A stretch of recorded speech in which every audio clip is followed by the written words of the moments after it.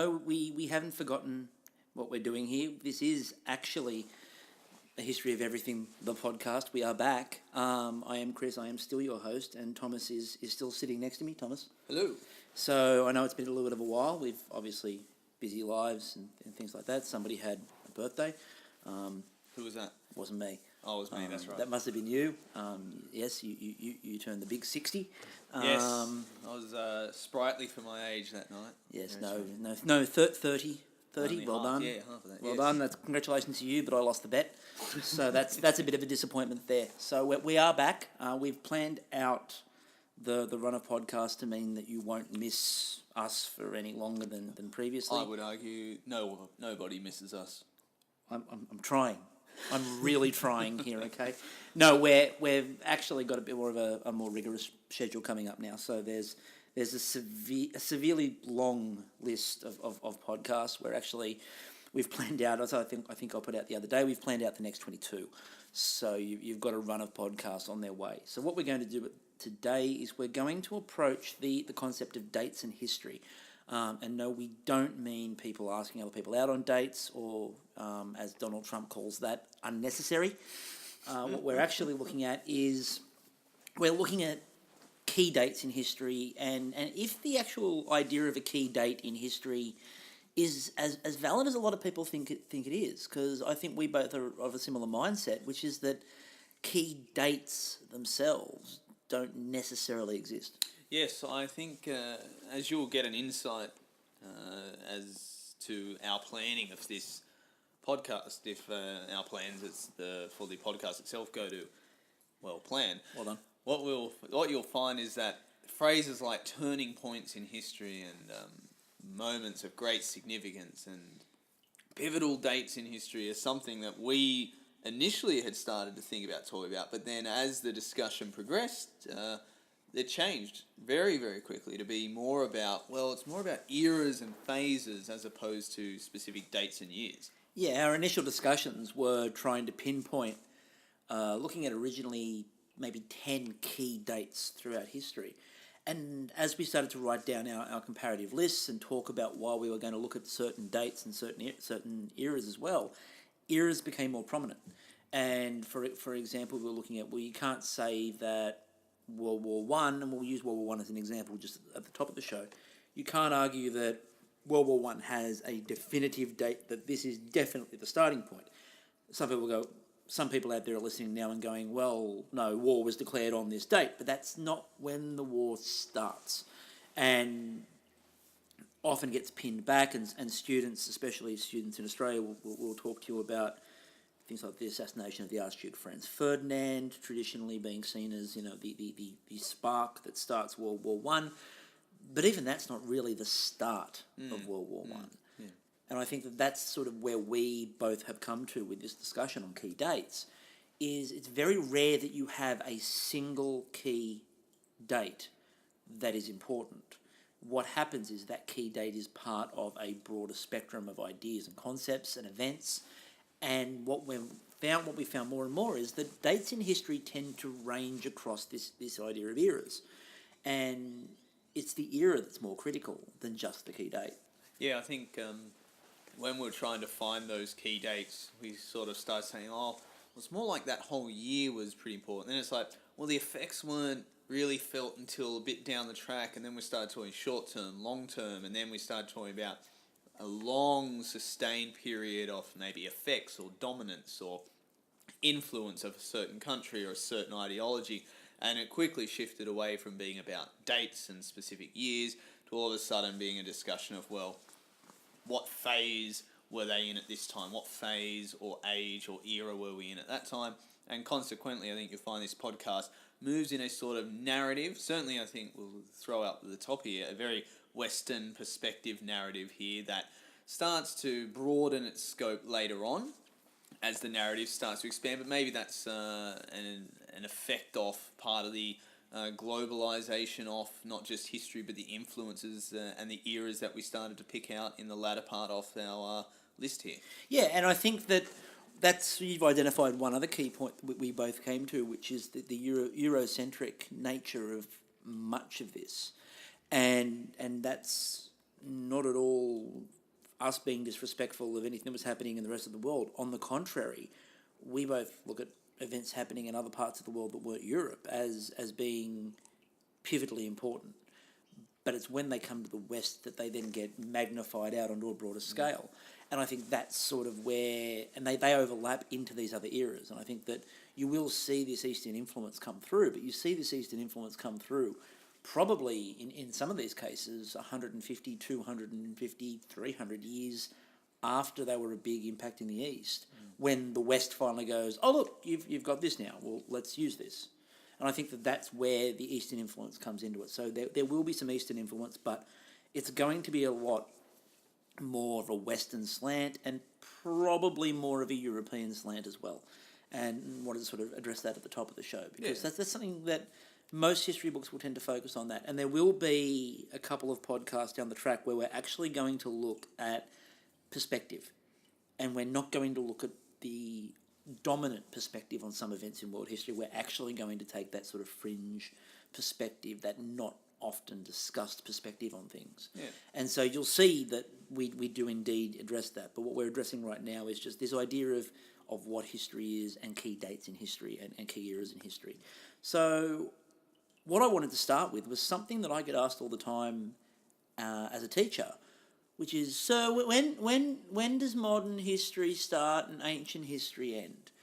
And we actually got asked this question by friends of ours a few weeks ago, actually. That popped up in a Twitter discussion about when ancient history ends and modern history starts. And it's a really sort of good question that students often come to, and I often ask them to think about when they actually believe it starts. A lot of them go with the BC AD idea, because that's just the way they judge it is BC AD, it's changed, therefore history's changed. Not quite. Yeah, more so with the change from BC AD to Common Era, CE and BCE. When they see the idea of a common era, what's common to me? Well, this era is now common to me, and then, so modern history must be the common era, and BCE must be the before common era, so that's the ancient part, because I'm a modern person, etc., etc. But yeah, definitely a well-versed historian will know that the ancient era really bleeds into the common era, or the current era, and consequently we'll find that the fall of Rome is the event that we will sort of jump into first. Now, just quickly, to go through the idea of why that's seen as the divide, I think that the main reason that historians agree that the fall of Rome is where you sort of divide ancient and modern history is that the Roman Empire is the last of those traditional, large, ancient era style empires, the ones that were completely forged off the back of the sword, the ones that were sort of also developed a large amount of the thought that moves in today as well, and developed this idea of how you have an empire and how you manage an empire. I think that most civilizations after the Romans are using models laid out by the Romans and the Greeks, and to a lesser extent the Egyptians, and all of those previous empires. I think that the Roman Empire is sort of the end of that, how do we do it?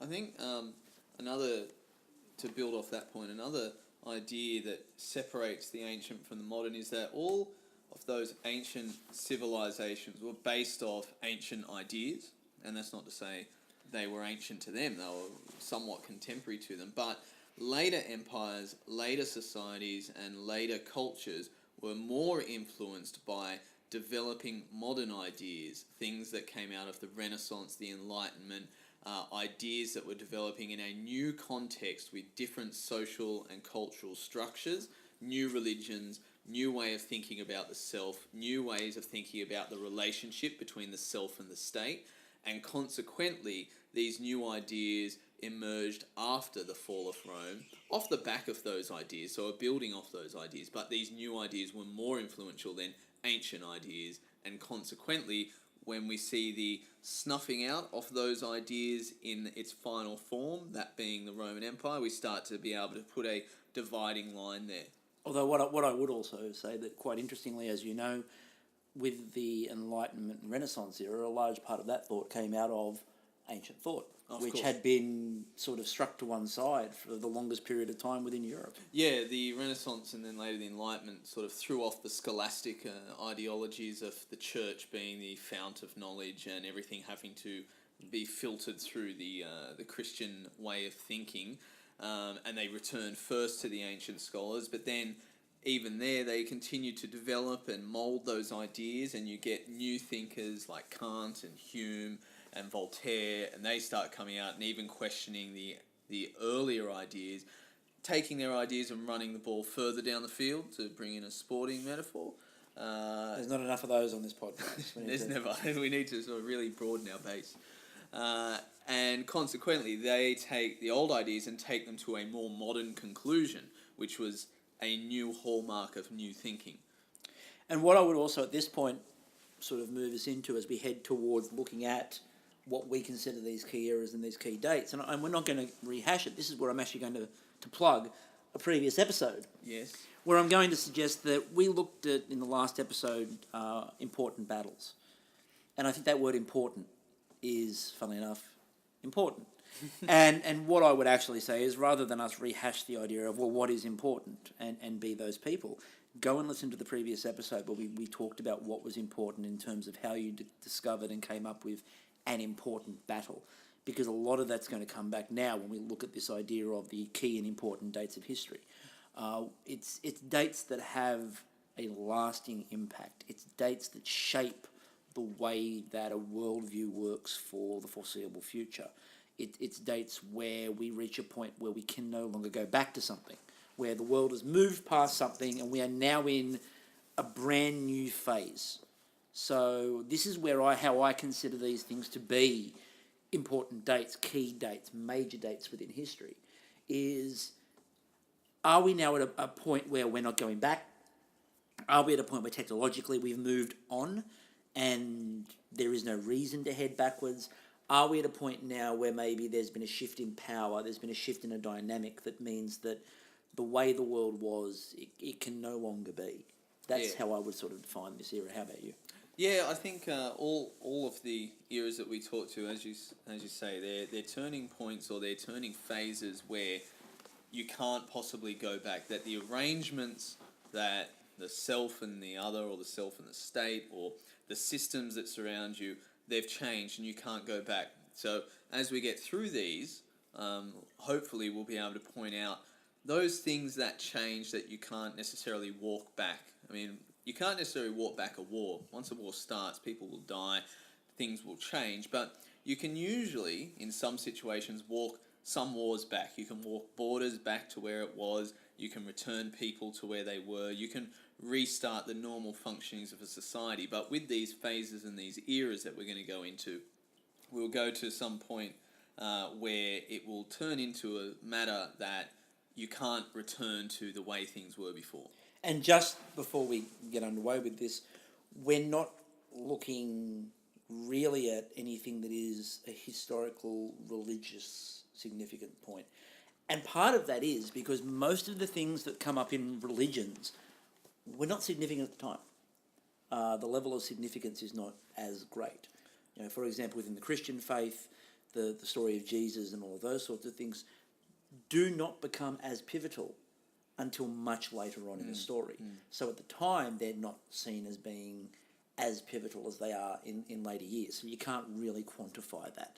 So we're going to avoid those as well for the time being, although they may be addressed in a later episode. What we're going to start with, though, the one we're going to talk about that is pre-modern history, because we're only really going in one area, pre-modern history. And we were talking about the idea of when Europe sort of exists. And I think for that, we sort of agreed that we go back to someone we talked about in episode 2, the Great. And I think we head back towards Alexander for this. Yeah, I think we both threw up, well, where does the identity of Europe start? Not necessarily when do people start calling themselves European, but more so when does this idea of a group of people, some sort of cultural grouping of Europe begin? And I think we both sort of started to say that it must be around the uniting of the Greek states and Alexander the Great going out and conquering and creating a specific identity, which then went and battled and conquered other identities would be a sufficient starting point, but maybe not a fulfilling starting point. No, not as fulfilling as you'd necessarily like. And when you're talking key history and key dates, as we said, it's nicer for people to have, wrapped up in a bow, this is the day that everything changed. Well, you don't get that. You really don't get that within history. And it's something that now most historians will tell you. There is no history is wrapped up in a neat little bow for you day. There is no event, really, even that is a history is wrapped up in a neat little bow for you. History is very rarely wrapped in a neat little bow. We don't like bows. Bows are bad. No, I would suggest that there hasn't been a lot of history written involving bows. No. I'm a historian. I wear Velcro shoes. I'm that opposed to bows. You are that opposed to bows. And actually, right now, as we speak, there's no bows on those shoes. No bows. So, no bow. Got a lot of arrows, though. A lot of arrows. Lots of arrows, no bows.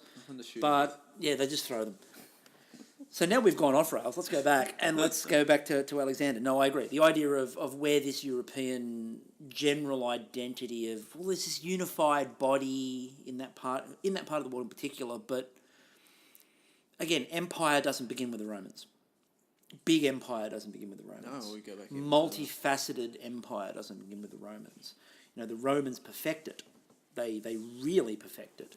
But I would suggest that Alexander really typifies, before you get to the Romans, Alexander typifies what you can do and what is achievable and how any civilization moving forward, if you want to be in control of as much of the world as possible, Alexander's the model, and he's where it starts from.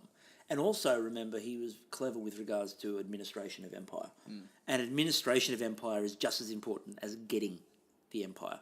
Claiming it is one thing, keeping it is another, and running it efficiently is another. And Alexander really typifies the way that you go about that. I think that it's interesting because if you look at Egypt, for example, it was claiming territory and then putting a governor in charge and mostly neglecting it except for when you wanted tribute. That was traditionally how you ran an empire, was you didn't. You were just better than them, and every time they came to challenge you, you beat them.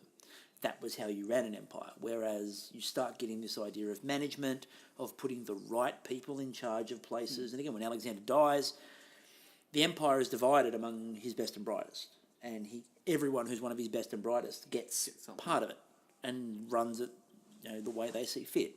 Works well for some parts of the world, doesn't work so well for other parts of the world. Egypt, sorry. No, I'm not a Ptolemy fan. But overall, Alexander does a great job. Which leads us into Rome and which leads us to the fall of Rome.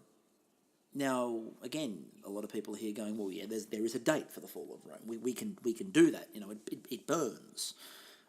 It's savagely burning. Rome is falling to pieces. But that doesn't happen overnight. Rome wasn't built in a day, and Rome didn't collapse in a day either.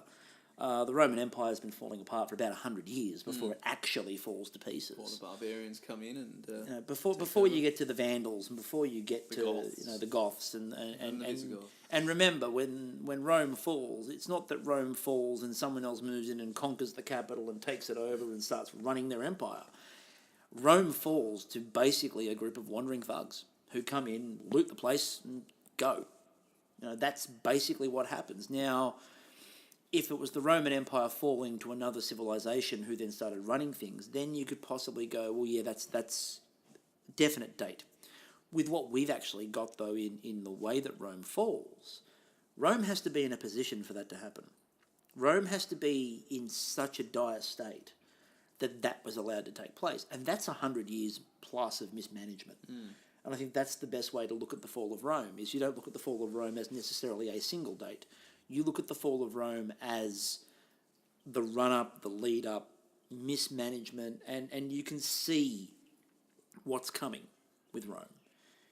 It's not like there's a shock of, wow, how did that happen?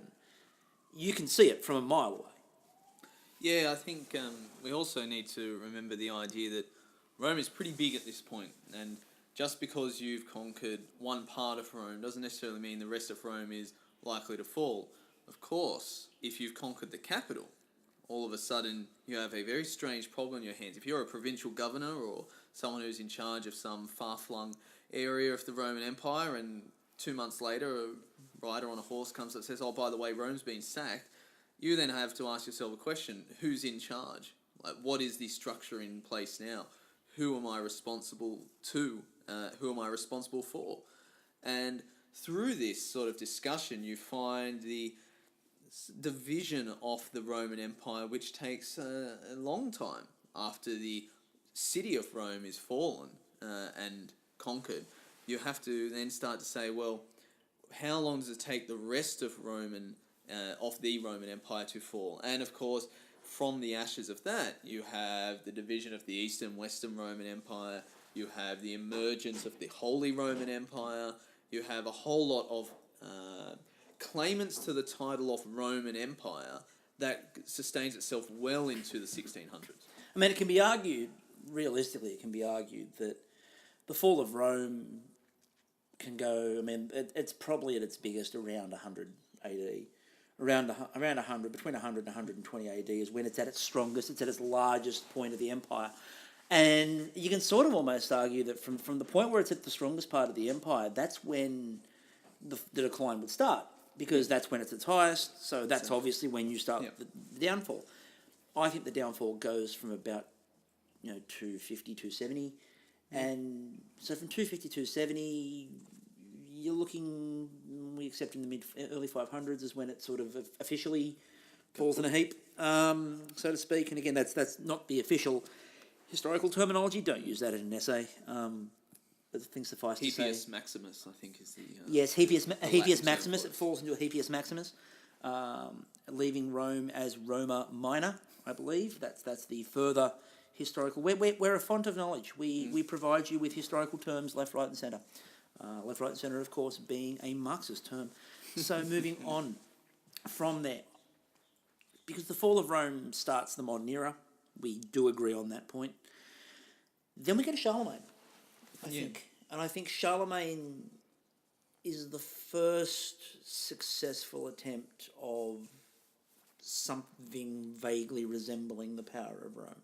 Yeah, and I think if you were going to trace a line from Alexander to Rome, and where do you continue that line to identify where Europe comes from, most people will point to Charlemagne. I think that's largely what we teach at school as well, that Europe was founded more with Charlemagne than with Rome. He inherits a vast swath, well, doesn't inherit, he takes over a vast swath of area throughout what comes to be known as France, and Germany, and the low-lying states, forming what's the Carolingian dynasty or the Carolingian Empire. His sons, when it's divided amongst them, take 3 strips of Europe and start to see countries like France, Germany, Italy evolve out of these strips that he's handed down to his sons, and consequently Charlemagne, he wouldn't have been aware of what he was doing in the context of things. No one would have understood the long-term actions for it, but we see a real emergence of a modern idea of a continent being divided as countries starting to emerge, and we start to see the emergence more of a nation state. You don't have a nation state yet, but you're starting to see the foundations of nation statehood emerging out of the ruins of what was an imperial city-state style arrangement, which was Rome. Yeah, and which starts to also hit into this Holy Roman Empire concept, and again, there was a really, I can't remember which historian it is now. Somebody online will correct me, no doubt, and yell at me and call me a heretic for not knowing this. But the argument of that the Roman Empire never ceased; it just became the Roman Catholic Church and the Holy Roman Empire, and the Roman Empire never actually goes away. But Charlemagne sort of takes that ball and runs with it. We're getting the sporting metaphors in. Yeah, get it going. One after taking another. the ball and run with it. That's two in the podcast. This is scary. But Charlemagne's the one that picks that up and goes and starts that big push, which heads into a lot of the future history we're going to be looking at, and a lot of those key events are in some way, shape or form based around Holy Roman Empire. They're based around the spread of a form of religion into an area, or somebody looking for more power to either keep their claim on the Holy Roman Empire or assert their claim as being an equal to or greater than the Holy Roman Empire. I think we also find that this is another of those moments or those phases where you can say things aren't going to go back to a different way. The values, attitudes, the morals, the ethics, the social arrangements of the Carolingian Empire are the ones that come to dominate Europe from here on in.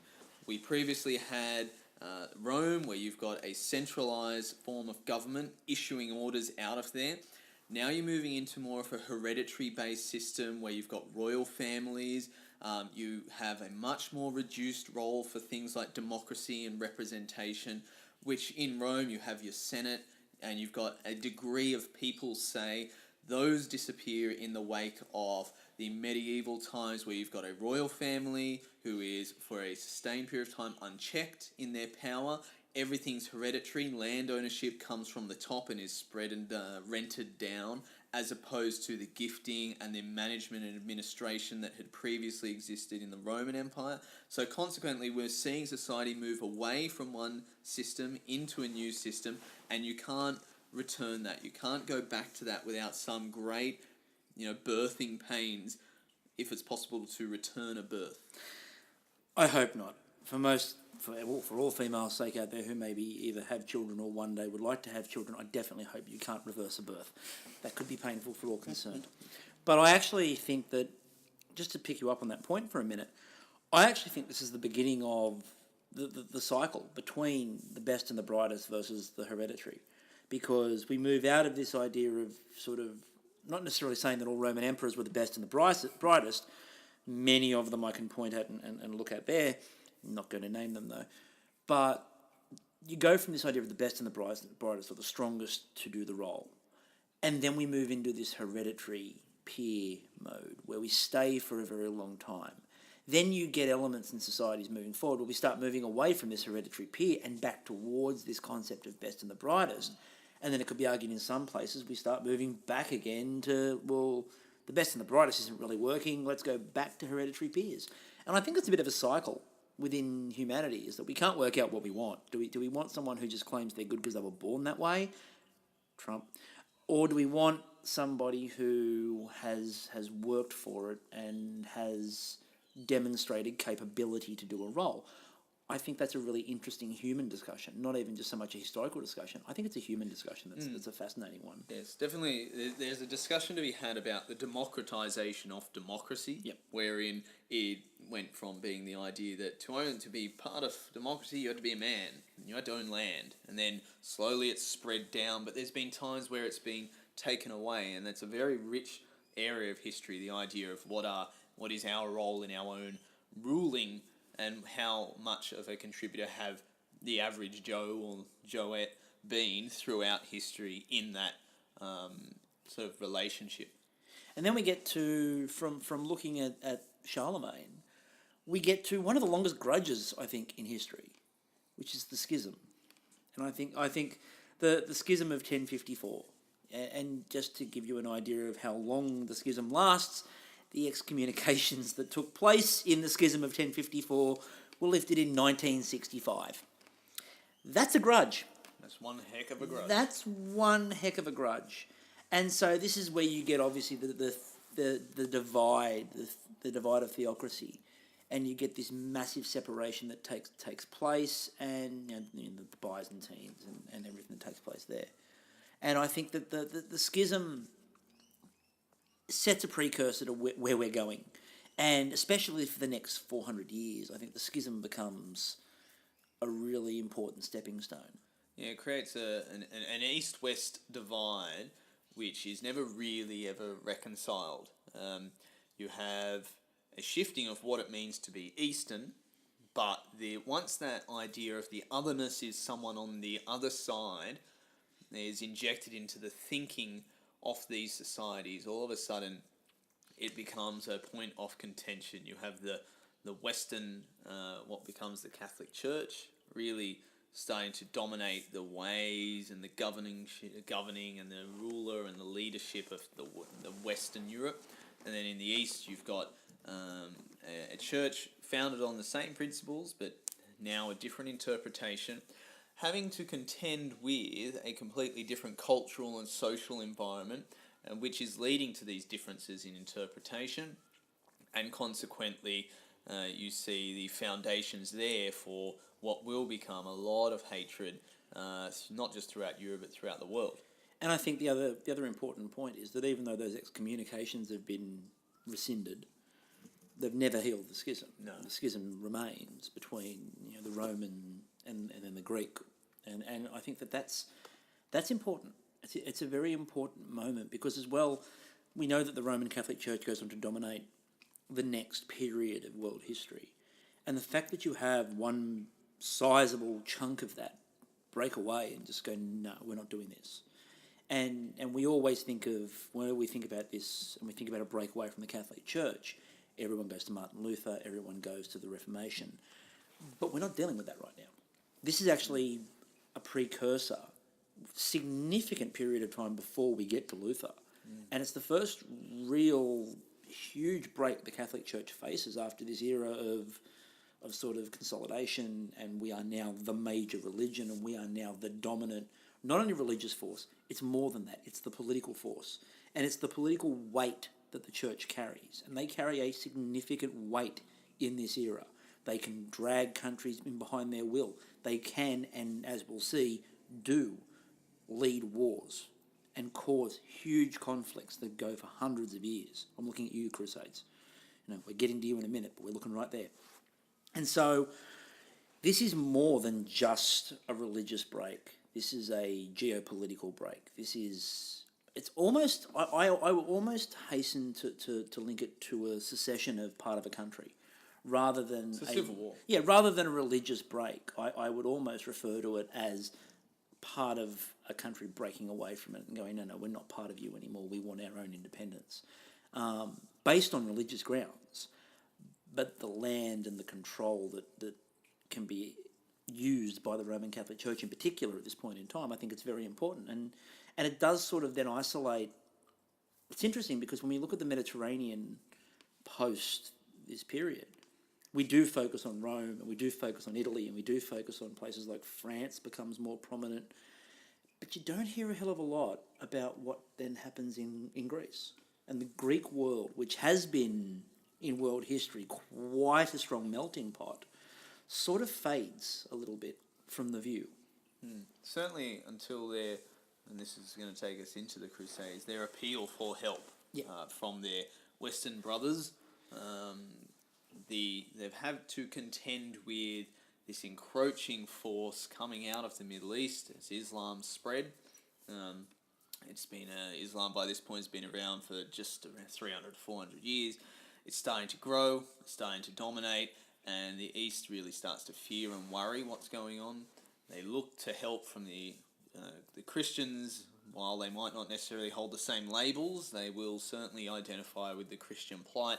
And so they send their appeals to Rome, asking for assistance, at which point the Crusades are on for one and all, but it's not for the same purposes and the same appeals, and it's not for directly addressing the issues that were raised in the first place. And let's not pretend that the assistance that they got in sending people over for the Crusades actually had anything to do with them wanting help. Let's look at it from a Roman Catholic Church perspective of, we're already sending people over there to go and try to mess up Constantinople, and we're already sending people over there to kill Muslims. And in many ways, as we'll talk about with the Crusades very shortly, the Pope was trying to shore up his own position and prevent things like the church being looted and him being murdered by this ravenous hordes of knights who were trying to kill people. It's more to do with self-preservation and less to do with, let's help out our brothers in the Greek world. It's far more about, well, it's a reason to go kill people. Yeah, it's a convenient excuse for the West to solve their problems. They've got a whole lot of second and third sons who have no hereditary rights because the first and oldest son inherits all. There's all these princelings running around and sort of threatening violence against one another. Some would say because they're bored and got nothing else to do. Others would say because the laws are archaic and should be more accustoming to those people. But whatever the reason is, you've got all these problems. You've got these social issues of all these people just wandering around and sort of very religious but not being able to necessarily express that in any sort of satisfying way. You've got this paranoia of sin and fear of going to hell starting to come up and out of the general populace. And so consequently seeing this letter delivered to him, Pope Urban II takes his next big public speaking arrangement to, well, solve all these problems by addressing these quote-unquote concerns that the East has right now, and that is liberate Jerusalem.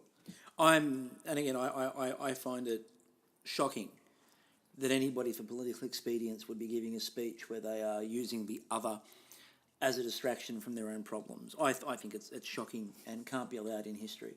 No. It's never happened. And I'm sure it's a very rare occasion when we see... I think you could go through history and you'll very rarely find a leader using overseas issues to distract from domestic issues. I hardly ever hear of it, really. No.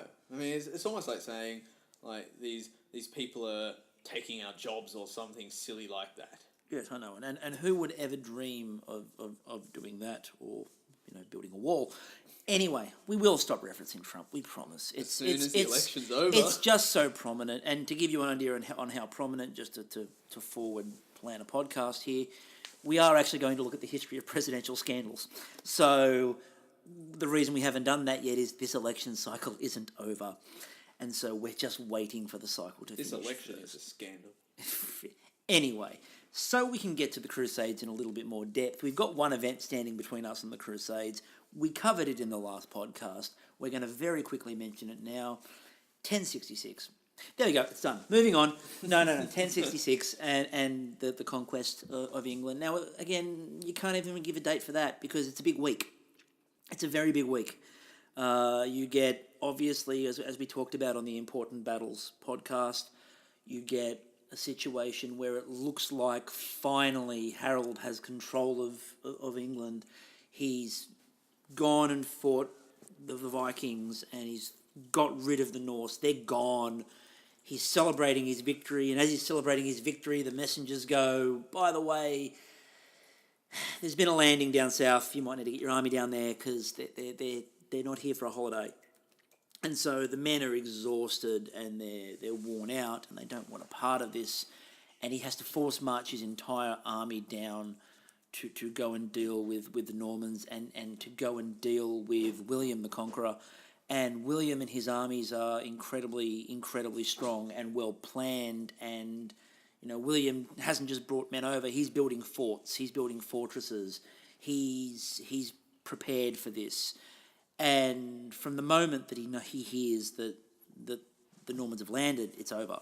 And I think deep down, it'd be an interesting. If you could be in anyone's head for 24 hours beforehand, I think personally, being in Harold's head for the 24 hours before that battle would be fascinating, just to see his thought process and how he viewed what was coming. I think in his quieter moments he had to know what was coming. He had to know he was going to lose. Writing was on the wall. I think he figured he would go down swinging, and hope for some form of miracle. But you have to believe that before fighting William, he sort of knew that his time was up. That his men were exhausted. That they were outnumbered. That the French were well prepared. He didn't get the name William the Bastard because he was a nice guy, and that sort of set the tone, I think. And I think the other reason why this date is the important dates is, and we talked about this with Important Battles as to why it was an important battle, it's the founding of what becomes a modern England. It's the founding of an England that's going to become important. Previously, England has been the side note. It's been that thing that Julius Caesar couldn't conquer. It's been that thing that the Romans did eventually conquer. It's that thing that, a certain particular emperor takes his army to the sea and beats up the ocean and pretends that he's conquered. Why not? It's a side note in history. Up until about that point, it's almost a bit of a laughingstock in the context of world history. After 1066, England moves front and centre. And I know that there's people at home right now yelling at this going, no, it doesn't move front and centre because of this. English historians wrote it that way. Well, because they could. Because England became a dominant power. after this, and after the next three events we're going to talk about, the England that emerges from this era comes from 1066. So you have to include 1066 on any list of important dates. I personally see it as a little bit more important than one of the dates coming up, which is the Magna Carta, but we'll talk about that in a minute. So let's go back to the Crusades. Or forwards to the Crusades. Because the Crusades, yes, let's go back and forward to the Crusades, because the Crusades, as we've mentioned previously and have referenced a lot, shape huge chunks of the modern world, huge swathes of the modern world. And I think that with the Crusades, this is one of the reasons why you can't have dates. This is one of the reasons why we don't have dates that are important, because there are so many Crusades, and you can't really dismiss any of them. No, I mean, people do. Historians quite often go, we don't count that one, we don't count that one, we'll look at the third one, we don't worry about the fifth one, or we don't... No, you've got to count all of them in totality, because this is a sustained conflict. It's not a brief skirmish. It's a continued era of hostility against this other that we've referred to previously. So once we've established that there's this west versus east divide, the east all of a sudden is redefined from being this idea of this other version of Christian church to all Christians are the same once more, and they're under threat from these evil others, the Muslims who are taking over Jerusalem, the Jews who are infiltrating from the east, and our Western societies. And these are the targets of these crusades. The first one fulfills the objectives of Urban. It shores up his political support. It shores up his standing amongst the kingdoms of Europe. And it manages to send a whole lot of people over to the Middle East to commit, to enact the crusade and, quote unquote, liberate Jerusalem. Now we have to remember that at this time, Jerusalem wasn't under attack. It was this wonderful melting pot of Christianity, Judaism, Islam. They would come together under a great degree or banner of peace to, live in this city. It was not the hotbed that it was or that it is today. However, it was after the Crusades. The Crusades, for my mind, are where the big problems of Jerusalem start to come out. It turns it into a political, social, religious football, which it wasn't previously. And again, I think that's a really important point to note, is that Jerusalem pre-Crusade versus Jerusalem post-Crusades is a very different place, and a large part of you could even go back to looking at a lot of the modern troubles that we see today stem from this, and stem from this. The idea of people talking about jihad and holy war. People can point back to the Crusades and go, well, this starts the whole process, because if you look at the idea of and the backgrounds of these religions, for example, the differences between Judaism, Christianity and Islam are extremely minor, and the biggest difference being that Islam regards Judaism and Christianity as being valid, and Jesus is a prophet and all of those sorts of things. Imperfect forms of the same yes, set of beliefs. beliefs. That Muhammad is the final prophet, and that's the difference. Whereas within Christianity and within Judaism, they don't regard Islam as being as valid as their beliefs. That's the nuts and bolts of it. Now, that's not taking modern views into account. That's not taking modern variations on themes. This is, if you go back to the actual texts, this is what they say. So at the time, the people who were Islamic who were there is going, yeah, sure, this is we all sort of believe vaguely the same thing, different versions, but we all sort of believe vaguely the same thing. As I've intimated before, my personal view on the Crusades is that it's a lot of the Catholic Church looking after the Catholic Church. It's a lot of the Catholic Church shoring their political position. It's a lot of them shoring up, more importantly than their political position. It's the Catholic Church shoring up their economic position and making sure that these rogue knights, I think the term princelet was what you used before. Princeling. I love that term. That's a great term. Good old princelings.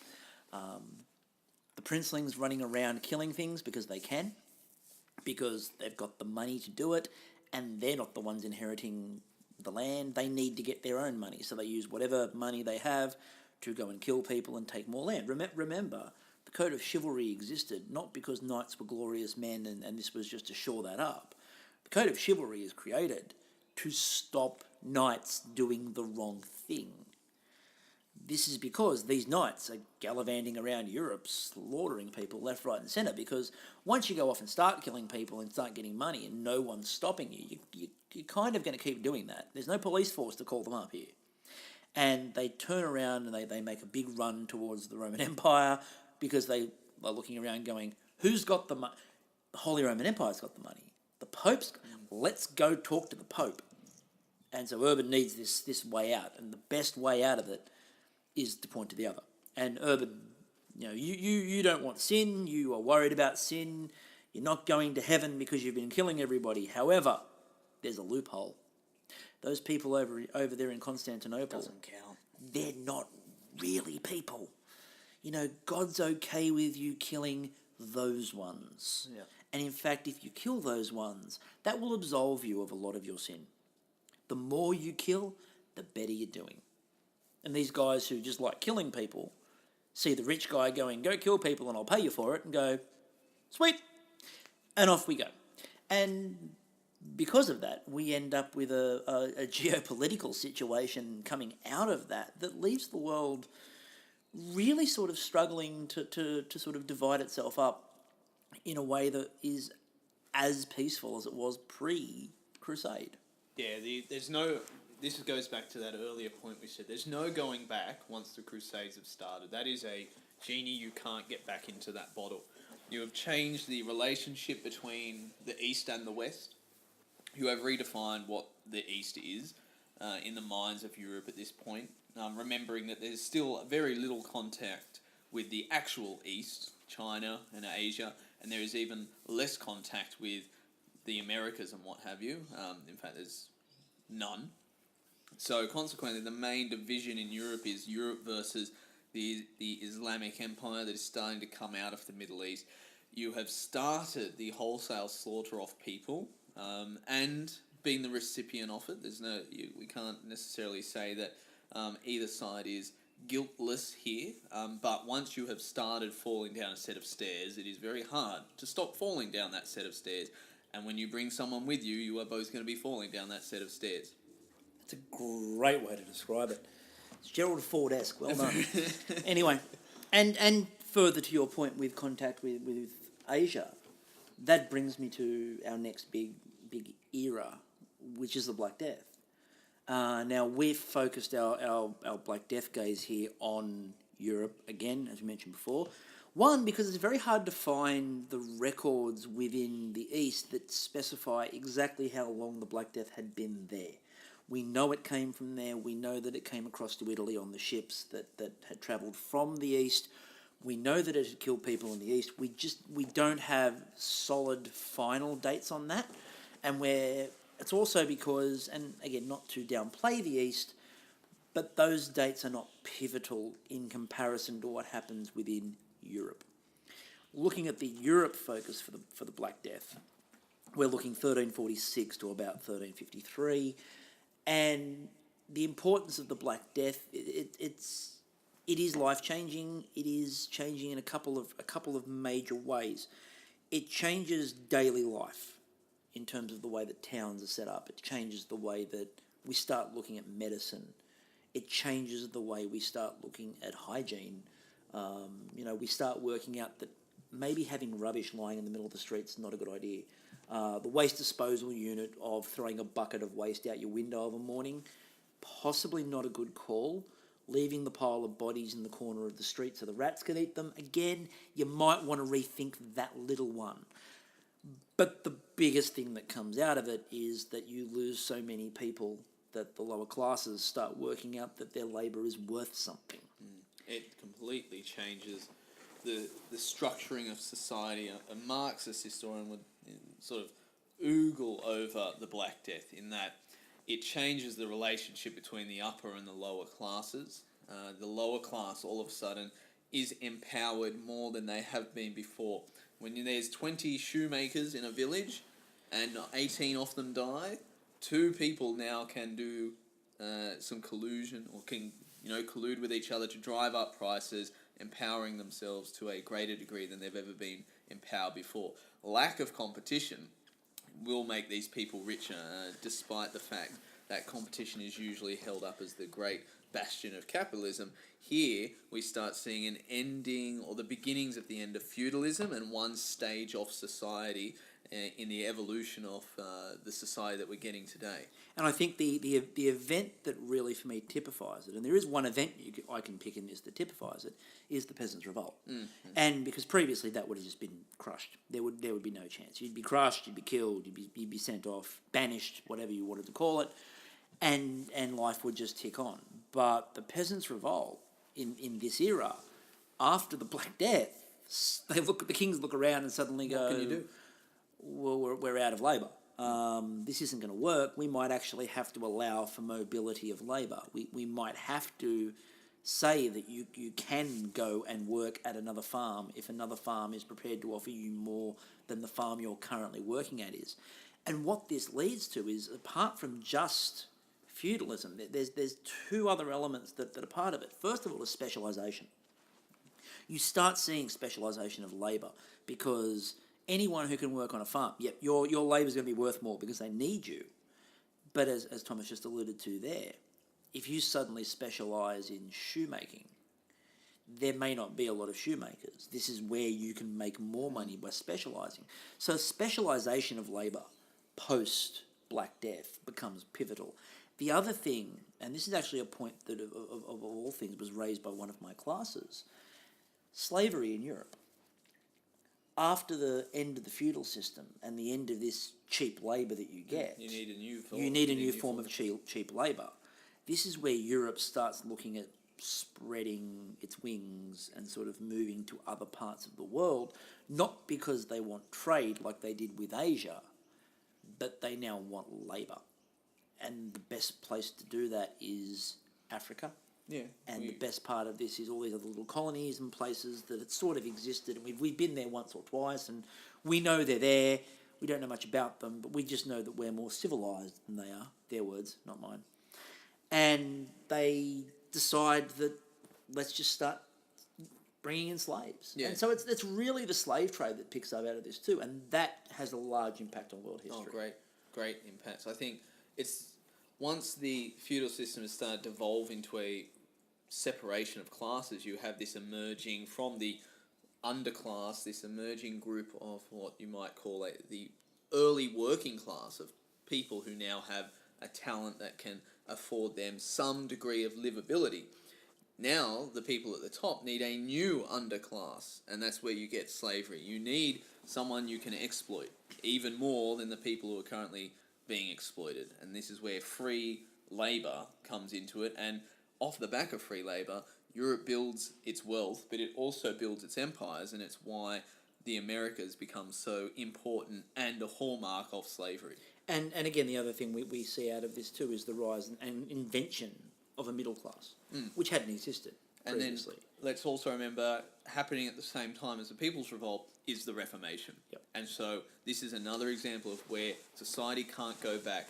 It's not just changing the way society is structured with classes, it's also changing the way society thinks, even in terms of religion, which is fundamental to society at this point. Martin Luther is saying you don't need an authority to understand God, and you don't need an authority to connect with God. It is a personal relationship. Now, if we look at how class and the economy is changing at the same time, the People's Revolt is starting to say, or the Peasants' Revolt is starting to say, I don't need an authority to tell me how to work, what I'm worth, and how much I'll charge. I should be able to do this by myself. It's a liberating democratization of living, as opposed to this centralized authority style of living. And again, we're not sitting here saying that the Peasants' Revolt brought complete democracy. No, it's just not the at all. start. But again, as I've been stressing to a few of my classes lately when we're talking about popular culture at the moment, and we're talking about rebellion, and I'm showing them examples of 1950s rebellion, and they're looking at them and laughing. And thinking to themselves, hang on, that's not really rebellious. How is that rebellion? And my comment to them is, you have to start somewhere. In the context, it was extremely. You don't start from the top point. You have to begin somewhere. This is the most democratic that Europe has been at this point in time. And again, not for voting for leaders. You're not voting for leaders. You're not voting for people. But you're making decisions for you yourself. you can now move your labour around. You can determine your own value and worth. That's something that you've never been able to do previously. Remember, previously you were born into the peasant class. You were peasant.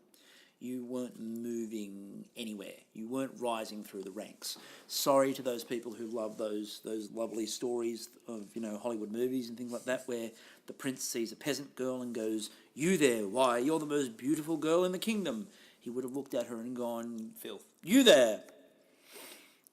Pick that up. Or I'll have you killed." And then he would have had it killed anyway, because he could. So starting from the bottom and staying at the bottom. Yeah, you started from the bottom and now you're there. You're still actually there. Yep, we've just quoted rap again. Okay. Can't believe we just quoted rap. Okay, you still haven't done that rap, by the way, from episode 1. Oh, it's coming. So it's coming. That'll happen. It's in its final when we do history of music, Thomas is rapping. Okay, we're moving on now to where we sort of headed, which was the Renaissance and the Enlightenment. Yeah, it's a logical progression, I think. With the benefit of hindsight as a historian, it's logical. Once you start to question the fundamental authority structures in society, you then move immediately into everything becomes up for question. If we remember that in Europe at this time, the scholastic tradition and way of thinking was what was dominating, that really starts to get shaken somewhat. Now, the scholastic tradition is where everything is filtered through the Bible and Christian thought. So anything that was known had to marry with the Bible, and if it contradicted the Bible, it must be wrong because the Bible itself was correct. So when great thinkers and doers in society are proposing new and radical ideas, they have to marry it with the passages of the Bible and the teachings of the church. And in the Renaissance, we see that it starts with art, and of course, the art in the Renaissance comes to be dominated by Christianity. They're the people with the money.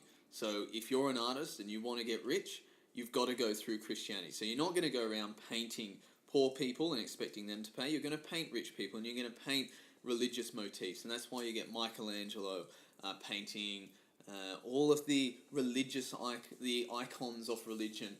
Not because he was necessarily a great proponent of those ideas and ideals, but because that was where the wealth came. But when you then look at his diaries and he's talking about flying machines and he's designing new and radical technology that has never been seen before, this new way of thinking has come out of the liberation of the people. You can now start to question things, and the origins of questioning the church begins in the Renaissance and really picks up in the Enlightenment. And I think there's a couple of key points that you raised, especially with Michelangelo and, of course, Leonardo da Vinci and all of those thoughts. The first thing I would take out of that is that, again, as Thomas points out, the rich religious people have the money. And because there's no war, you're now needing to spend this money somewhere to demonstrate how rich and important you are. Art is the place to do that. And this is where people like Michelangelo, who, remember, was a forger, and most of his early work was forgeries. And then he very rarely finished anything he did. He used to like moving on to things really quickly because he had a bit of a temperament.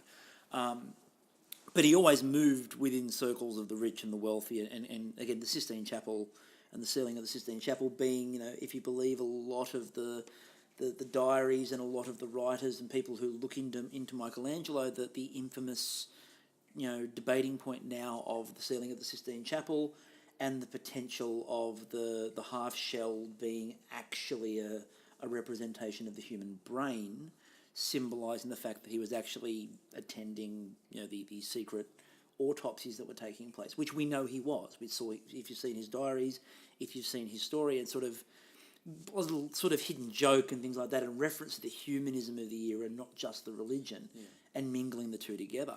The other thing I would suggest with that too is that previously when we see conflict within a society, it's based in warfare. What we get instead in the Renaissance is you get a Michelangelo and a Leonardo da Vinci, who Michelangelo doesn't particularly have a lot of time for anybody. He really dislikes everybody. And again, I would highly recommend you read some of the life story of Michelangelo.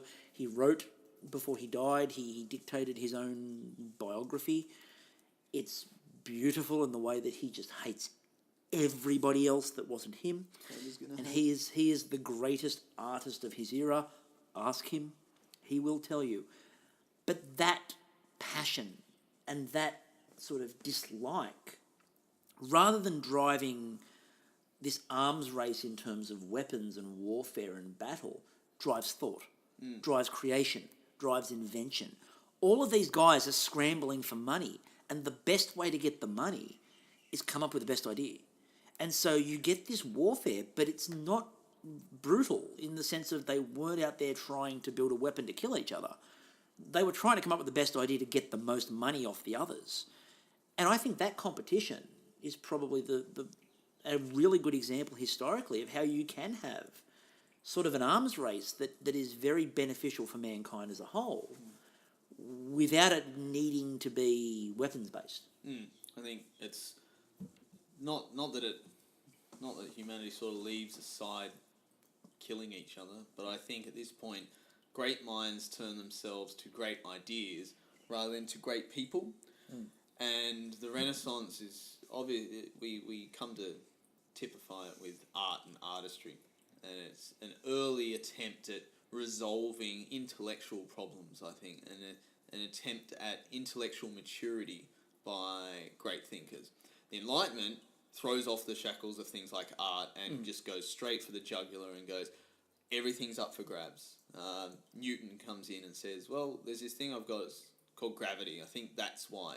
And prior to this, I mean, most people had understood gravity amongst the ancient philosophers where, people are saying things fall because they have a want to fall, or things move because they have a want to move, and things don't move because they don't have a want to move. So a rock doesn't move because its natural state is stillness. This is what the ancient Greeks are saying at the time. Now, we laugh at that, but that was the best way of explaining things. And here comes Newton.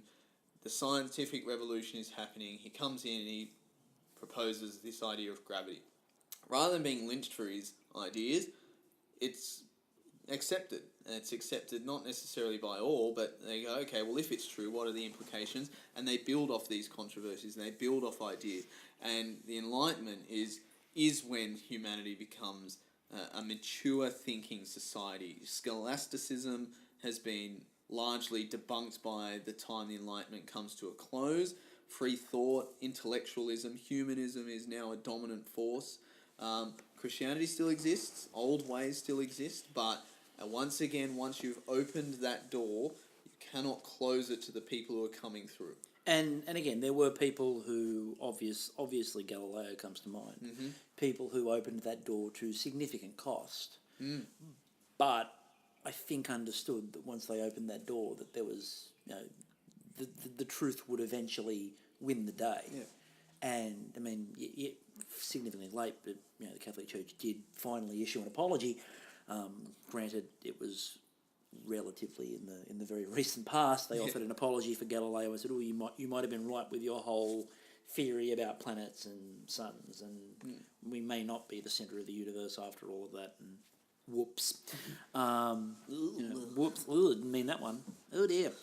And from that we go to a date that we both agreed is important, but I don't think that we think it's as important as a lot of other people, for the reasons that a lot of other people automatically do, which is 1492. Columbus. And Christopher Columbus. Now, the reason I say that is because historians who know anything about the explorers and travelled and contact and colonisation and those sorts of things will know he didn't discover anything in terms of the Americas. It was well known. It existed. People had been. People had visited. People were there. Exactly. When all the phrase, and again, very relevant for Australian listeners in particular, the idea that in 1770 with Cook, and that Cook arrives and discovers Australia and then immediately talks to the natives who were here. Terra nulli what? The best way I describe it to students in my classroom is that we're all in this classroom having a conversation, and somebody opens the door and goes, "I've discovered this classroom," and we're all sitting there going, "We're here. Yeah, we know it's here. We've been here all this time. No, I have found it." It's a bit like that. The difference being the Columbus, if you actually read his diaries, look at what he says, Columbus never claimed to discover anything. Columbus simply got where he was going. He found the route he was looking for. Yeah, I'm looking for a passage over. He went over there and got there. He did what he was supposed to do. But Columbus is a significant event, so it does count. That whole voyage of Columbus, the voyage of Columbus, counts as a symbolic series of dates. It's an era. It opens up a whole other hemisphere of the world when you divide the world sort of up and down rather than left to right. That whole hemisphere was not in anyone's sort of plans. Not anyone in the Far East. China had no idea. Russia had no idea. None of the Southeast Asian people had any idea it was there. Europe didn't necessarily factor it in, but once it opened that door, there was no going back. Gold, the Aztecs, and the story of Cortez, very horrific struggle against the early attempts at colonialism and imperialism. The story of South America is just a tragic story for the early years, and that's a phase of history that Europe has to wear, and it's a turning point. It changes the way Europe seems to see the world. It's no longer a place for exploration, or maybe it's more better to describe as a division. Some people see it as a place for wonder and excitement and exploring and discovering. Others see it as a resource to be exploited, whether it's the people that you're discovering as slave labor down in Africa and then later the South Americans, whether it's the gold and the resources in the ground, the resources above the ground, or land purely as a status symbol. It changes the way it seems that European powers are starting to think about what their place is in the world. Is it to civilize and conquer and acquire, or is it to learn and share and develop? And clearly the former, rather than the latter, is the one that prevails. Yeah, and I think that it hastens the growth of a couple of European empires, as we've talked about, and interestingly enough, we talk about the Spanish and the Spanish are the ones the Spanish and the Portuguese are the ones you're looking at going, well, this is going to benefit them greatly, but long run, it's England, long run, and that I think is the fascinating part. It's England and the French who actually benefit from this. The Portuguese and the Spanish do the groundwork. The Portuguese and the Spanish do a lot of the legwork with regards to this colonisation. They're the ones who go over there. They're the ones who, again, and as Thomas rightly points out, a lot of atrocities, a lot of very brutal encounters, as in the trying to colonise the area. But they're the ones that do all that work. And then, unfortunately for the Spanish and the Portuguese, by the time America is really ripe for settlement, the Portuguese and the Spanish empires are in all sorts of turmoil, and the French and the British are the ones who are perfectly placed. So it's a really... The Columbus 1492 is interesting on many levels because it opens this era up and it starts us off on European... I think personally it's the real dawn of this European exceptionalism. Forget just normal... Empires. Forget just European... previously it's been European empires battling each other for, who was the best European empire within Europe. Now they can take this and just blow it out of the water, and now they can expand it out. And we go from European dominance to European exceptionalism. And for that, there's 3 eras. And we both agreed that the era of European exceptionalism, which is what we've sort of termed the next period, is 3 eras, not one. And they're running concurrent to each other.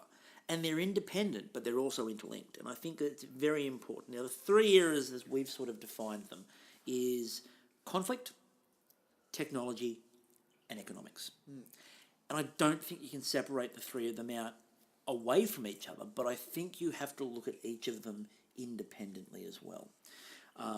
So conflict, technology, and economics. Which one do you want to start talking about? Yeah, as you say, it's very hard to separate them. For me, it's a triangle where each point is one of those: conflict, technology, and economics. And right in the centre, the whole drawing all together, would be the Industrial Revolution. Yep. That will pop up in all 3. I probably prefer to talk about economics because I see economics as being the thing that underpins the conflict. Yep. And the thing that underpins, at this time, technological advancement. The Industrial Revolution starts by a guy wanting to pump water out of his coal mines because they keep flooding. So he figures out how to invent a steam engine that will pump out this water, and it pumps it out. From this early invention, we get everything we have today.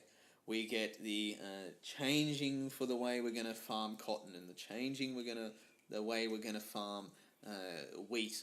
All of these things come out of desire not for any sort of human invention, but for a person to maximize profit.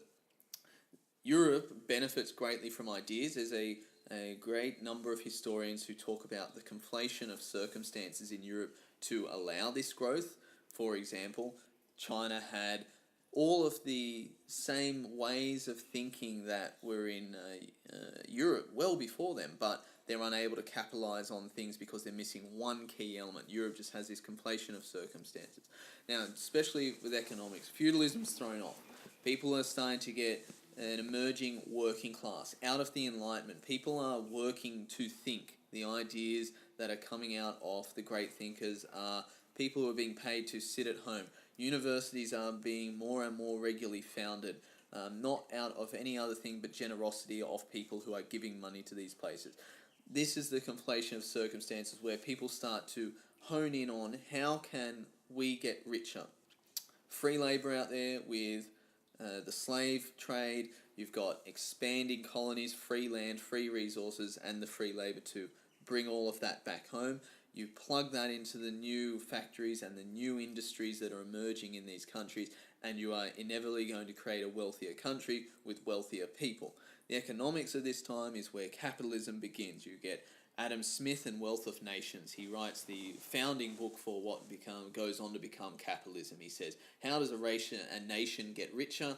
What does it need to do to get richer? And he lays out all the circumstances. And the book that is picked up in the western part of Europe, mainly by France and England, are the two powers that go on to dominate the world economy for the next 200 years.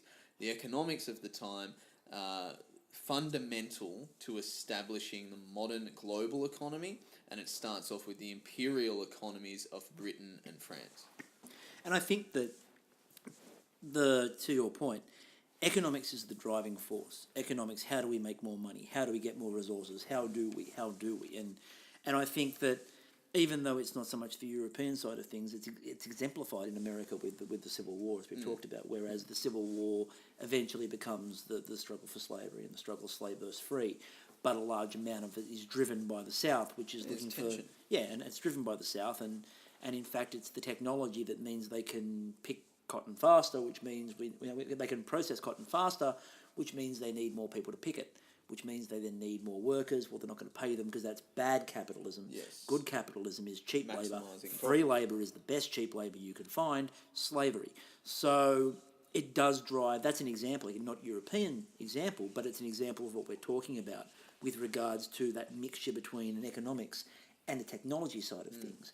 And it is the battle between how do we make the most amount of money possible, how do we monetize labour, how do we make labour worth as much to us as humanly possible, but at the same time not necessarily paying the labour what it's actually worth, coming up with a value that's below what the labour is actually worth. And from that you also get something which is very important in the modern world, which is things like organised labour, and you start getting unionism, and you start getting laws that come in to regulate this mixture between technology and the economics you can't just exploit the labour. You need to sort of try to keep them alive. It's not good for our economy if you're paying everybody nothing, because who's going to keep buying the goods? And that's the other thing too. The laws are there, yes, they're there to protect, but they're also there to protect the economies. There's kind of a minimum you should be paying people, because otherwise they can't afford to buy it. And we're going to run out of an audience at some point. Yeah, it's the reaction to capitalism that benefits people more than capitalism itself, I would say. Now, that would get me killed by someone like Milton Friedman and the Chicago School. Mr. F. And consequently, reactions to capitalism become more beneficial, I would argue. collectivized labour, unions, socialism, not necessarily going down to communism, but socialism, the government as an assistant, not a driver, and welfare as a support net, not a framework. These all come out of capitalism, the reaction to capitalism, which comes out of this era of European exceptionalism. And with that, we've avoided as long as we can because every podcast seems to go back to it. Warfare. So, people shooting each other, people killing each other, people taking over. You've got money. Other people want your money. You're rich. You want to show people you're rich. You want to have more land. You want to have more territory. You want to have their wealth. You want to include their citizens in your wealth. You want to open up markets for trade, and you may not be able to get to those markets without taking out another civilization. You might discover gold on an entire continent and go, let's just take that whole continent over. Let's just do that instead. Also a fear of the other nations coming to do that to you. Exactly. Is a great driver. And that's the other point as well, is that we've got a lot of stuff. We need to stop people coming to take our stuff. And, building the better armies, building the bigger armies, inventing military technologies, working on military strategies. All of these things develop out of this age too. A lot of battle strategies, a lot of the use of a cavalry, for example. Cavalry's been in warfare for a very long time, but cavalry becomes its own type of weapon that is exceptional, wins several very prominent battles are decided by the actions of cavalry. To go back to our important battles, Waterloo is all about the cavalry. All about the horse. It's all about the horse, and the horse is the modern weapon at that point in time. But development of use of the gunpowder technology that comes in to eventually develop heavier cannons. Eventually, we get into things like just before World War One. You get into the dreadnought battle, which is again two industrial powers building the best weapon they can. Yeah, the arms race. That and trying to build more of this one particular type of ship for status, and at the same time going, we're not preparing for war, we just want to build more of these warships than you. Now that seems to defeat the purpose, and whenever I explain to my Year 9 history classes and say they were each building these dreadnoughts, but both at the same time claiming they didn't want war, the most obvious comment that I get back is, so why were they building a warship? And that's a really, really prominent argument that we get, is why were they building a warship if they didn't want to go to war? That's a big question, and it's an obvious question, I think. Is if you don't want to go to war, why would you build a warship?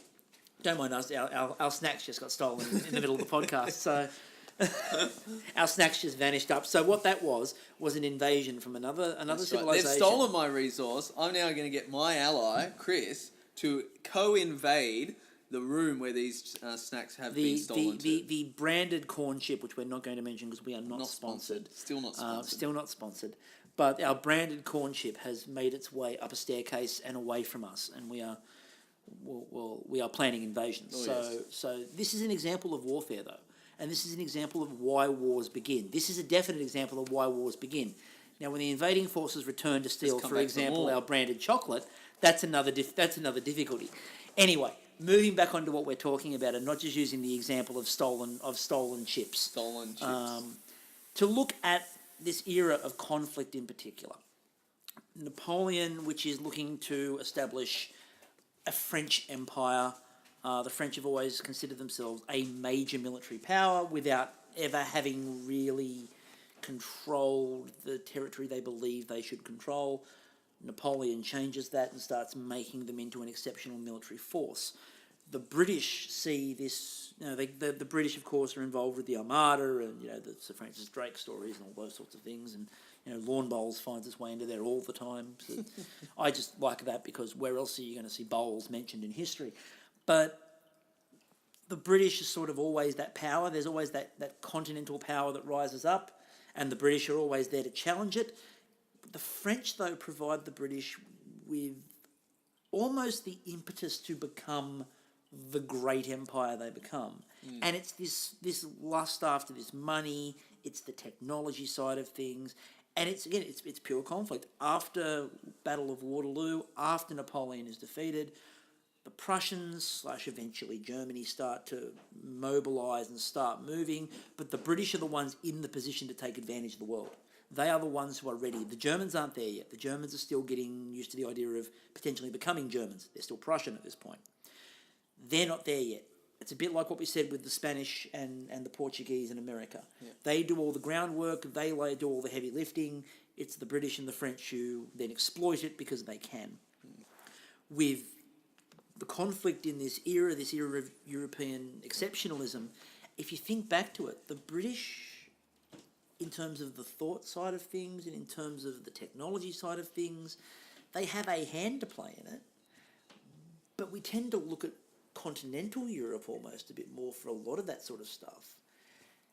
But it's then the British who have the military might to exploit it. Yeah, there's something to be said that when you look at this history, there is Europe and then there is Britain. And the two are often treated as separate. Great Britain being this tiny little island which comes to control a quarter of the world, versus Europe, which is made up of old dying powers, new rising powers, and France and Russia. And a couple of powers that don't know what they are. They're just sort of wandering around aimlessly. And consequently, France becomes the story of continental Europe, and the competition between Great Britain and France is the driving force, I would say, for this European exceptionalism. Yep. France wants to be the best, Britain wants to be the best. They are now in a competition to be the best, to reduce the sort of the competition down to that word is a bit of an insult to the sort of atrocities that both committed throughout Africa, across the world, and what have you. But it is the blinkered perspective of those in power back at the metropolis, back in Paris, back in London, that drive this competition. I mean, so much so that when you were talking about the dreadnought competition, the arms race between Germany and Great Britain, Britain's policy for its navy was that its navy would be bigger than the next two biggest navies in the world, that they would add number 2 and number 3 on the list and then have a bigger navy. Now, obviously, France is the second biggest navy throughout the world for a long period of that time. So they're measuring themselves against France consistently in terms of arms, in terms of technology, in terms of empire, in terms of the economy. And it's this competition that drives European exceptionalism in my eyes. And the interesting thing with the way that we've actually set this era out is we consider European exceptionalism to go all the way through World War II. We're not cutting this off at World War I. We're not cutting this off at the start of the 19th century. We're cutting this off at World War II. Because both those wars, we feel, are basically the manifestation of this European exceptionalism. And while they're world wars, and again, Australians and Americans and anyone from Asia will tell you World War II in particular is not just a European conflict. The wars are sort of fought on the basis of they're a world war, but in reality, it's Britain and France and Germany having this ego-driven conflict, and who is the stronger power, who is the superior power. You could argue about ideology as well, especially more with World War II than World War One. With World War One, it's more about who has more territory, and Germany arguing, well, why can't we have territory? It's the Europeans fighting amongst themselves. And the end of World War II almost signals, for me, European exhaustion. Europe has had this era from end of the 1700s almost. I mean, we've talked about dominance in history, but this era in particular, looking like end of the 1700s, the 1800s and the conflicts of the 1800s, Franco-Prussian War, all the stuff with Napoleon Bonaparte, or the rise of Prussia, the rise of Germany, the end of the Ottoman general idea and this rise of this new Turkish idea of what we want as an empire, Britain colonising most of the known world in that middle period of time, World War One, World War Two, the Boer War obviously in South Africa as well, with Britain scrambling to maintain resources.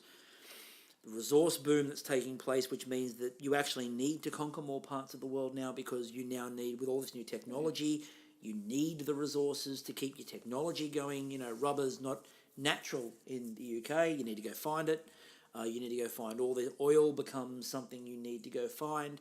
And by the end of World War II, it's almost like those last throes of World War II, war finishes and Europe just goes and collapses in a heap. And the rest of the world just looks at Europe and goes, okay, our turn. And that's sort of the way I see the end of World War II. It's Europe just sort of falling over going, and we're done here. Yeah, when I look at World War II, I see, I won't be the only one. In Germany, they cast World War II as a battle of ideologies. It's Bolshevism and trying to keep out Bolshevism. And that's why the Germans are so aggressive against the Russians, but less so against Great Britain and France. They see somewhat of a kindred spirit to sort of reduce it down. The British and the French, they see it as a battle for to curtail fascism. But this is after they've gone and spread their ideology and values of capitalism and democracy all around the world. So they cast the battle as a battle of values. Everyone in World War II is cast as a battle of values. And even though one side clearly wins, it's not the free market liberalism of Great Britain, even though they're on the winning side, nor is it the Bolshevism of Russia on the winning side. It is the American values, the American democracy, and the American exceptionalism that actually wins World War II. That is the dominating cultural and social force for the next 60 years. And so we can't look at the end of World War II and say, oh, Europe continues to be a dominant force. It recedes. The ideas of Europe, the ideologies, the values of Europe recede.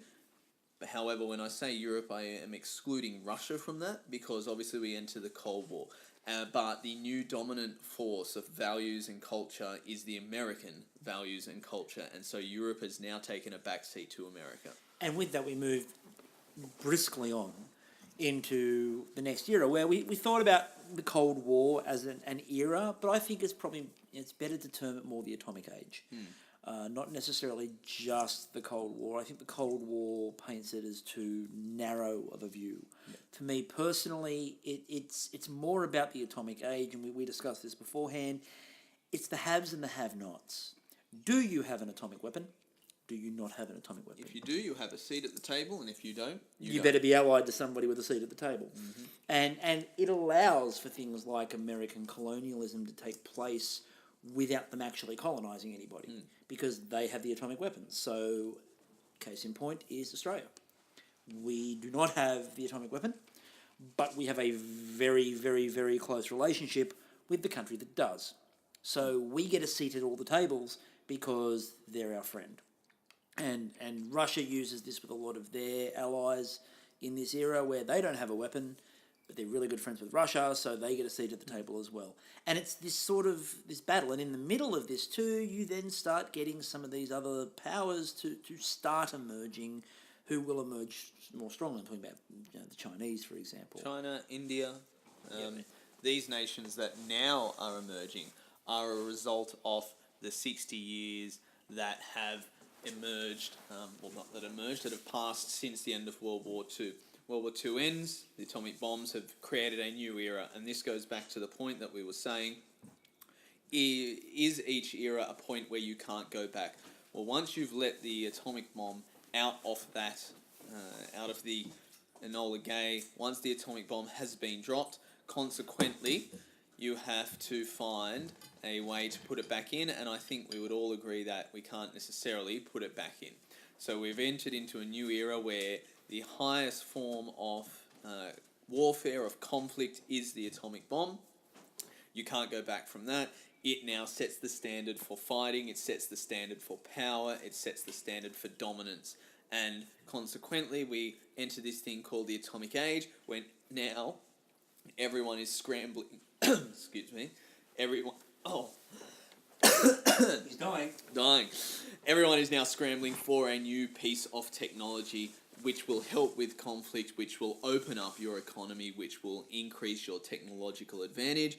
And that's why we find the 1945 is probably one of those few moments where you can point to a year and say that's a clear division.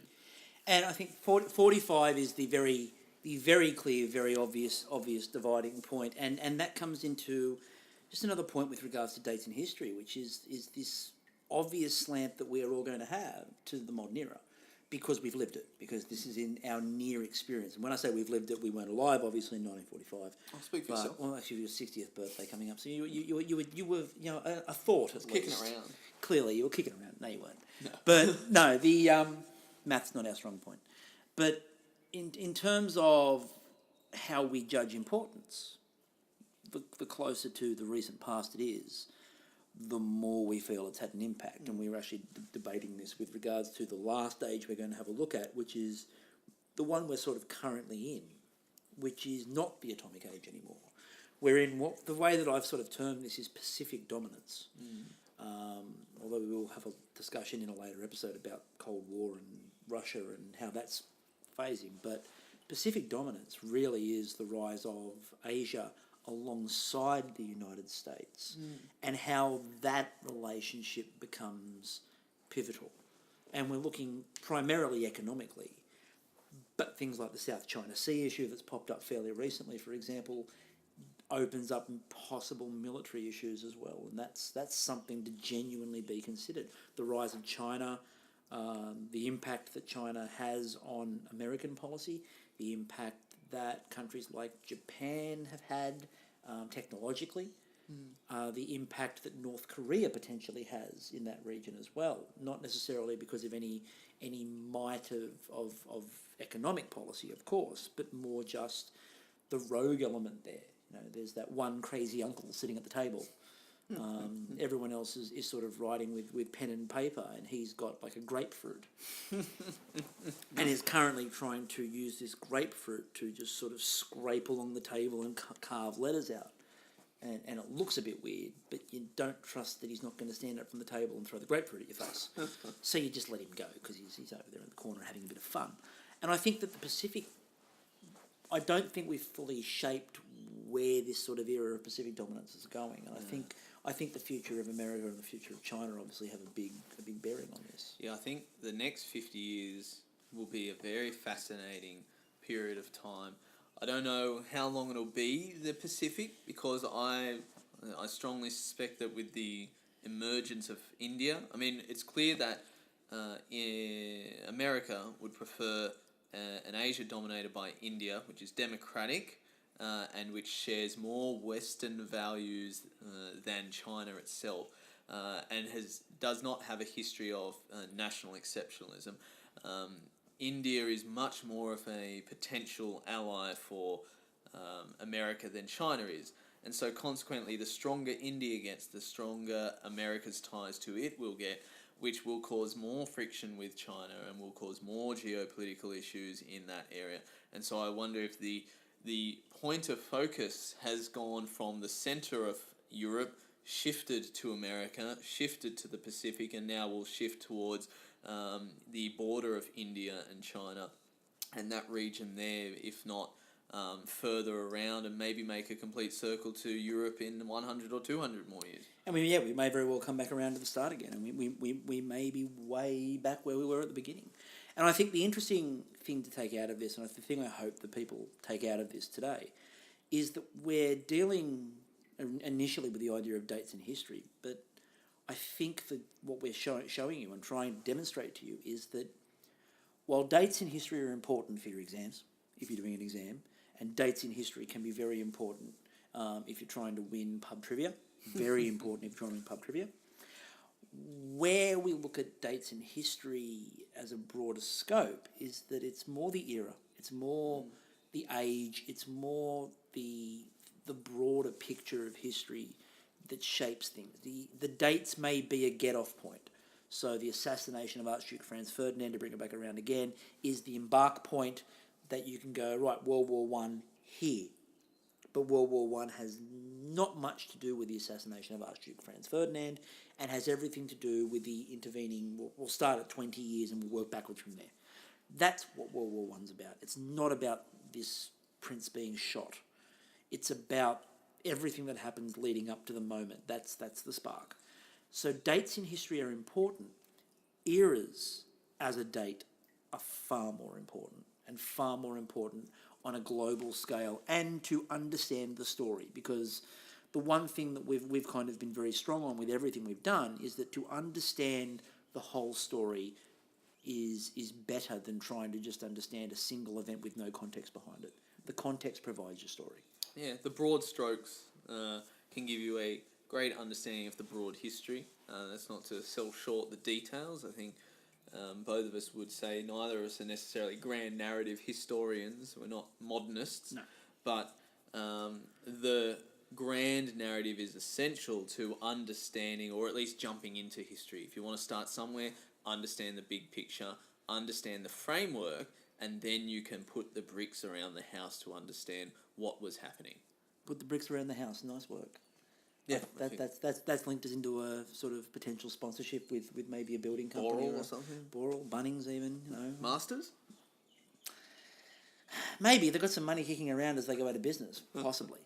And on that note, ladies and gentlemen, it's about time that we end our ramblings for this week and we let you get back to your lives, which are probably full of less rambling conversation. I would hasten. But you are living it. You are living it exactly as we've shown you at the end of this. So for the podcast, this has been Thomas, obviously. Thank you, Thomas. Goodbye. I am, of course, Chris, your intrepid host, and we will once again catch you on the flip side.